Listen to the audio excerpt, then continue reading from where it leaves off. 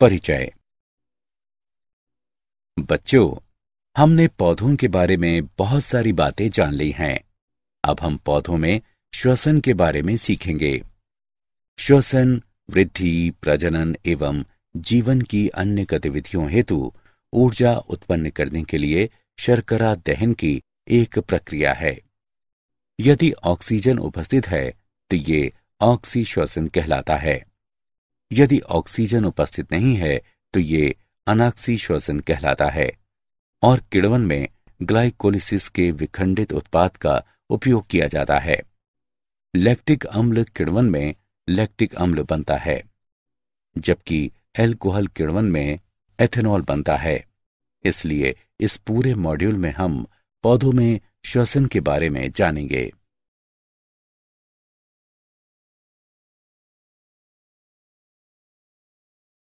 उद्देश्य। इस पाठ के अंत में आप निम्न करने में सक्षम हो जाएंगे: पौधों की सांस लेने की प्रक्रिया की चर्चा करना, ग्लाइकोलिसिस की व्याख्या करना, किण्वन के बारे में जानना, ऑक्सी श्वसन की चर्चा करना, ट्राइकार्बोक्सिलिक अम्ल चक्र की व्याख्या करना, इलेक्ट्रॉन परिवहन तंत्र यानी ईटीएस और ऑक्सीकरणी फास्फोरिलीकरण की व्याख्या करना, श्वसनीय संतुलन शीट का विचार देना, श्वसनीय अनुपात को परिभाषित करना।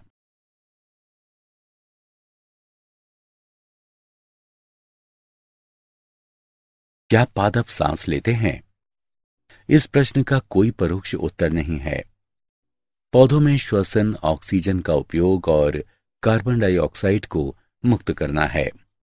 पौधे अपना भोजन बनाने के लिए भी कार्बन डाइऑक्साइड का उपयोग करते हैं और इस प्रक्रिया में ऑक्सीजन भी मुक्त करते हैं।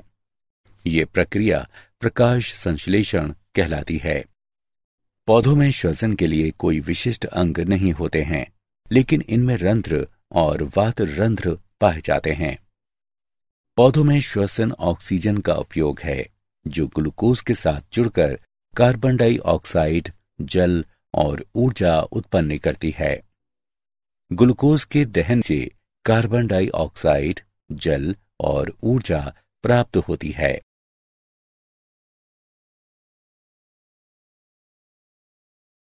ग्लाइकोलिसिस।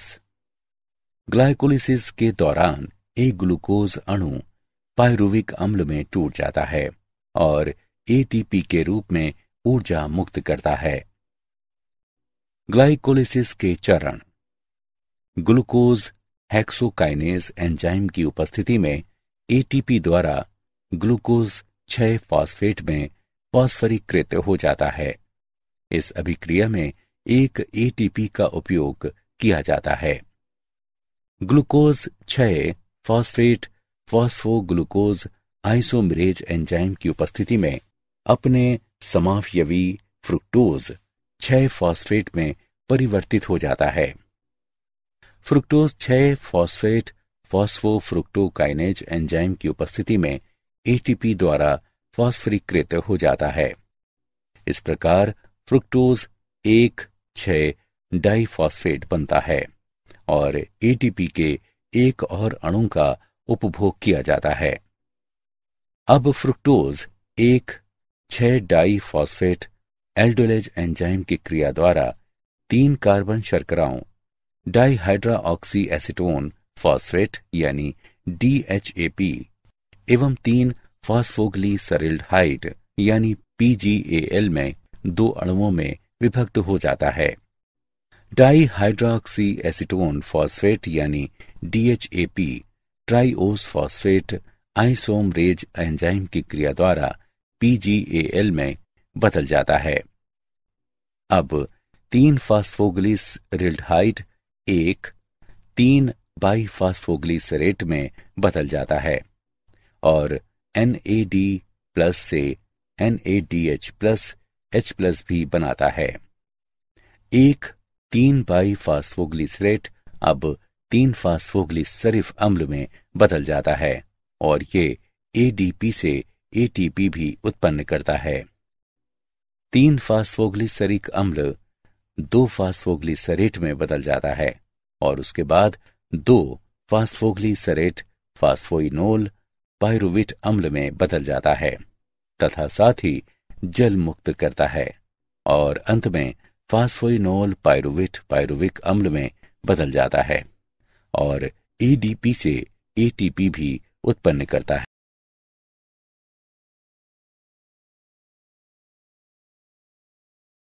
किण्वन। किण्वन सूक्ष्म जीवों द्वारा कार्बनिक यौगिकों के अनाक्सी विखंडन की प्रक्रिया है। उदाहरण के लिए यीस्ट ऑक्सीजन की अनुपस्थिति में अनॉक्सी श्वसन कर सकता है। लैक्टिक अम्ल किण्वन में पायरुविक अम्ल लैक्टिक डिहाइड्रोजिनेज एंजाइम द्वारा लैक्टिक अम्ल में परिवर्तित हो जाता है। अपचयी कारक NADH+H+ होता है जो NAD+ के लिए पुनः ऑक्सीकृत हो जाता है। एल्कोहल किण्वन में पायरुविक अम्ल एसीटैल्डिहाइड उत्पन्न करने के लिए कार्बन डाइऑक्साइड का एक अणु मुक्त करता है। उसके बाद एसीटैल्डिहाइड NADH+H+ को पुनः ऑक्सीकृत करता है और तब ये एथेनॉल में अपचित हो जाता है।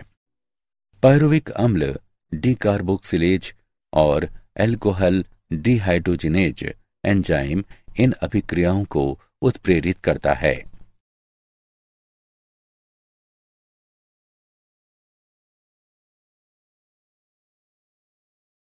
ऑक्सीश्वसन। ऑक्सीश्वसन में ऑक्सीजन की उपस्थिति में पायरुविक अम्ल कार्बन डाइऑक्साइड और जल में पूरी तरह से ऑक्सीकृत हो जाता है। ऑक्सीदशाओं में पायरुविक अम्ल क्रेब्स चक्र के माध्यम से ऑक्सीकृत हो जाता है, लेकिन क्रेब्स चक्र में प्रवेश करने से पहले ये सूत्र कणिका अधात्री में प्रवेश करता है, जहां ये डीकार्बोक्सिलीकृत हो जाता है और कोएंजाइम ए के साथ जुड़कर एसिटल कोएंजाइम ए बनाता है।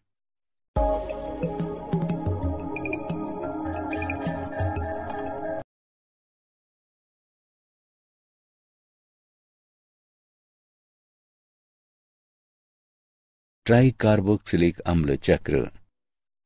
ऑक्सीजन की उपस्थिति में सूत्र कणिका के भीतर संपन्न होने वाला श्वसन चक्र क्रेब्स चक्र या ट्राइकार्बोक्सिलिक अम्ल चक्र कहलाता है। क्रेब्स चक्र का प्रारंभ जल की उपस्थिति में सिट्रिक अम्ल बनाने के लिए ऑक्सेलो एसिटिक अम्ल सहित एसिटाइल COA के संघनन के साथ होता है। एकोनिटेज की उपस्थिति में सिट्रिक अम्ल सिस एकोनिटिक अम्ल में परिवर्तित हो जाता है और जल का एक अणु मुक्त होता है। सिस एकोनिटिक अम्ल जल के संयोजन के साथ एकोनिटेज एंजाइम की उपस्थिति में आइसोसिट्रिक अम्ल में परिवर्तित हो जाता है। अब आइसोसिट्रेट डिहाइड्रोजिनेज एंजाइम की उपस्थिति में ऑक्सेलो सक्सीनिक अम्ल बनाने के लिए आइसोसिट्रिक अम्ल से 2 हाइड्रोजन आयन अलग हो जाते हैं। इस दौरान NADH+H+ के निर्माण के लिए ये हाइड्रोजन आयन NAD+ द्वारा ग्रहण किए जाते हैं। ऑक्सेलोसक्सीनिक अम्ल कार्बोक्सिलेज एंजाइम की उपस्थिति में डीकार्बोक्सिलीकृत होकर अल्फा कीटोग्लूटेरिक अम्ल बनाता है और कार्बन डाइऑक्साइड मुक्त होती है। अल्फा कीटोग्लूटेरिक अम्ल अल्फा कीटोग्लूटेरिक डिहाइड्रोजिनेज एंजाइम की उपस्थिति में कोएंजाइम ए के साथ अभिक्रिया करके सक्सिनाइल कोएंजाइम ए बनाता है। अभिक्रिया के दौरान कार्बन डाइऑक्साइड का एक अणु और हाइड्रोजन आयन का एक युग्म मुक्त होता है। NADH+H+ बनाने के लिए हाइड्रोजन आयन NAD+ द्वारा मुक्त किए जाते हैं। अब सक्सिनाइल COA सक्सिनाइल थियोकाइनेज एंजाइम की उपस्थिति में सक्सिनिक अम्ल में परिवर्तित हो जाता है। अभिक्रिया के दौरान GTP से GTP निर्मित होता है। अब सक्सिनिक अम्ल सक्सिनिक डिहाइड्रोजिनेज एंजाइम की उपस्थिति में डिहाइड्रोजनकृत होकर फ्यूमेरिक अम्ल बनाता है और 2 हाइड्रोजन परमाणुओं को मुक्त करता है, जो FADH2 बनाने के लिए FAD द्वारा ग्रहण किए जाते हैं। एंजाइम फ्यूमरेज की क्रिया द्वारा फ्यूमेरिक अम्ल मैलिक अम्ल में परिवर्तित हो जाता है। मैलिक अम्ल NAD+ एवं मालेट डिहाइड्रोजिनेज एंजाइम की उपस्थिति में ऑक्सेलो एसिटिक अम्ल में ऑक्सीकृत हो जाता है। हाइड्रोजन परमाणु का मुक्त युग्म NAD+ से NADH+H+ बनाता है।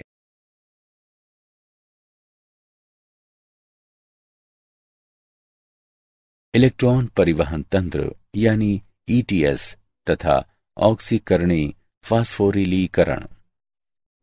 ग्लाइकोलिसिस और क्रेब्स चक्र के दौरान ग्लूकोज ऑक्सीकृत हो जाता है और कोएंजाइम NAD+ एवं FAD, NADH+H+ और FADH2 में अपचित हो जाते हैं। सूत्र कणिका में NADH+H+ से उत्पन्न इलेक्ट्रॉन वाहक प्रोटीन पर स्थानांतरित हो जाते हैं और उत्पन्न प्रोटॉन पूरी झिल्ली में स्थानांतरित हो जाते हैं।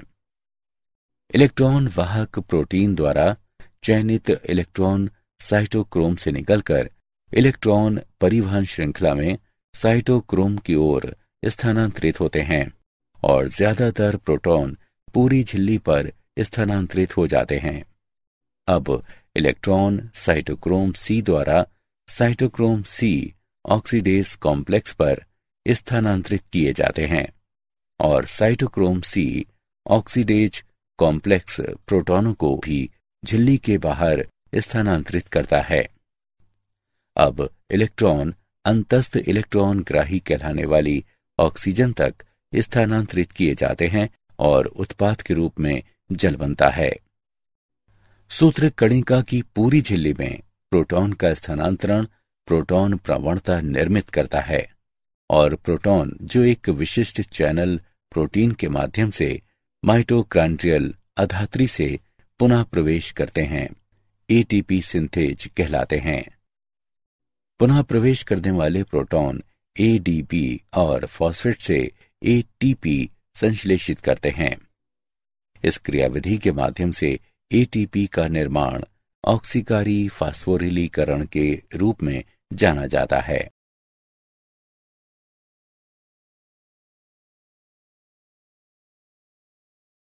श्वसनीय संतुलन शीट। श्वसनीय संतुलन शीट का उपयोग करके हम प्रत्येक ऑक्सीकृत ग्लूकोज अणु के लिए ATP के नेट लाभ की गणना कर सकते हैं। ATP के नेट लाभ की गणना करने के लिए अभिधारणाएं। पथ नीचे दिए गए रूप में क्रमानुसार व्यवस्थित है। ग्लाइकोलिसिस, TCA चक्र और इलेक्ट्रॉन परिवहन प्रणाली।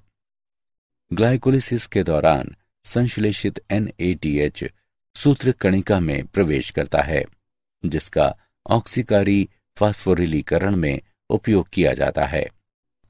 ग्लूकोज के अतिरिक्त पथ में कोई अन्य यौगिक प्रवेश नहीं करता है। मध्यवर्ती पथ में किसी अन्य यौगिक को संश्लेषित नहीं करते हैं। ग्लूकोज के एक अणु के ऑक्सीश्वसन के दौरान 36 ATPase का नेट लाभ हो सकता है। Glucose plus 6 ATP plus 36 ADP plus 36 PI से 6 CO2 plus 42 H2O plus 36 ATP प्राप्त होते हैं।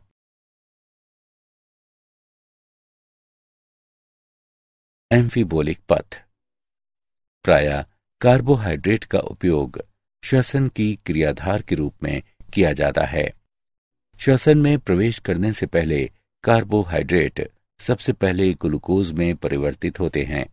अन्य क्रियाधार भी सांस ले सकते हैं, लेकिन वे पहले चरण में पथ में प्रवेश नहीं करते हैं। उदाहरण के लिए सबसे पहले वसा को ग्लिसरॉल और वसा अम्ल में विघटित होने की जरूरत होती है। वसा अम्ल को एसिटाइल COA में विघटित होने की जरूरत होती है और उसके बाद वे पथ में प्रवेश कर सकते हैं। इसी तरह ग्लिसरॉल PgAl में परिवर्तित हो जाता है और उसके बाद वे पथ में प्रवेश कर सकते हैं। प्रोटीन में वे पहले अमीनो अम्लों और उसके बाद पायरुविक अम्ल में विघटित होते हैं और श्वसन पथ में प्रवेश करते हैं। अब जीव को वसा अम्लों को संश्लेषित करने की जरूरत होती है, तो पथ से एसिटाइल यानी COA अलग हो जाता है। इसलिए यह सिद्ध होता है कि पथ अपचय और उपचय दोनों प्रक्रियाओं में शामिल होता है और इस कारण ये एम्फीबोलिक पथ के रूप में जाना जाता है।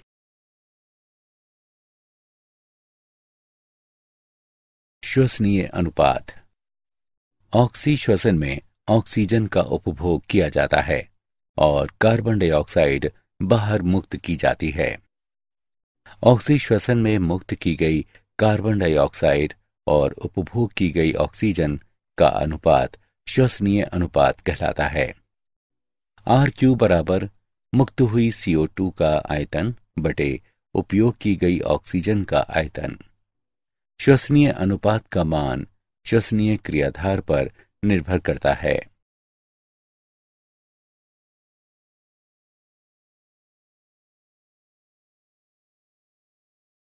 श्वसनीय अनुपात की गणना। कार्बोहाइड्रेट्स के लिए C6H12OH प्लस 6O2 से 6CO2 प्लस 6H2O प्राप्त होता है। श्वसनीय अनुपात की निम्नानुसार गणना की जा सकती है। 6CO2 बटे 6O2 बराबर 1.0। वसा के लिए 2C57H110O6 प्लस 163O2 से 114 CO2 प्लस 11H2O प्राप्त होता है। श्वसनीय अनुपात 114 CO2 बटे 163O2 बराबर 0.7। प्रोटीन के लिए श्वसनीय अनुपात का मान 0.9 होता है।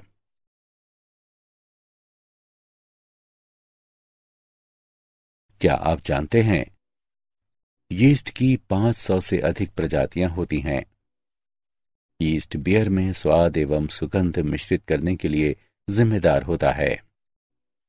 यीस्ट वंश सैकरोमाइसीस का सदस्य है, जिसका अत्यधिक वाणिज्यिक महत्व होता है क्योंकि ये बियर, वाइन आदि बनाने के लिए जरूरी होते हैं।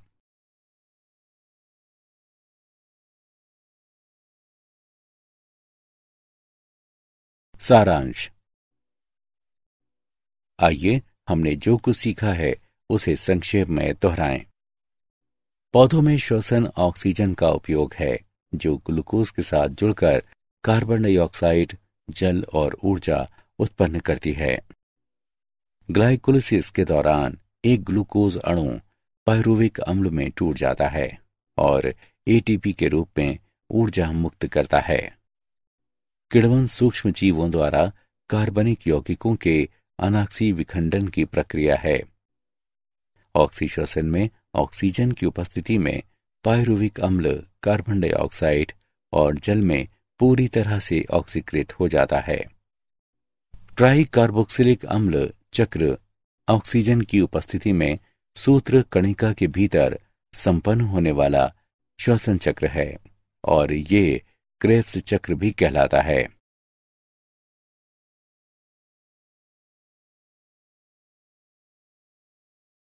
इलेक्ट्रॉन परिवहन प्रणाली के माध्यम से ATP का निर्माण ऑक्सीकारी फास्फोरिलीकरण कहलाता है। ग्लूकोज के एक अणु के ऑक्सी श्वसन के दौरान 36 ATPase उत्पन्न होते हैं।